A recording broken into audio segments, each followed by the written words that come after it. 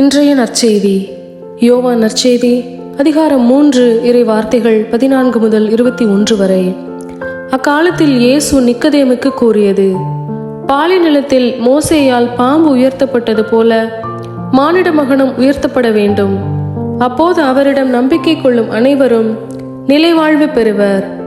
தம் ஒரே மகன் மீது நம்பிக்கை கொள்ளும் எவரும் அழியாமல் நிலைவாழ்வு பெறும் பொருட்டு அந்த மகனையே அளிக்கும் அளவுக்கு கடவுள் உலகின் மேல் அன்பு கூர்ந்தார்.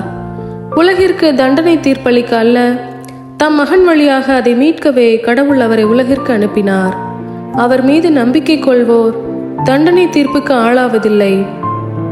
ஆனால் நம்பிக்கை கொள்ளாதோர் ஏற்கனவே தீர்ப்பு பெற்றுவிட்டனர்.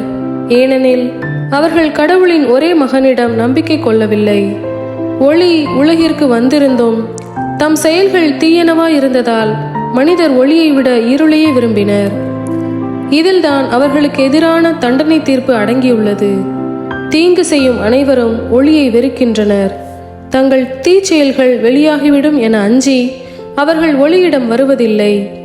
உண்மைக்கேற்ப வாழ்பவர்கள் ஒளியிடம் வருகிறார்கள். இதனால் அவர்கள் செய்யும் அனைத்தையும் கடவுளோடு இணைந்தே செய்கிறார்கள் என்பது வெளியாகும். இது கிறிஸ்துவின் நற்செய்தி. கிறிஸ்துவே உமக்கு புகழ்.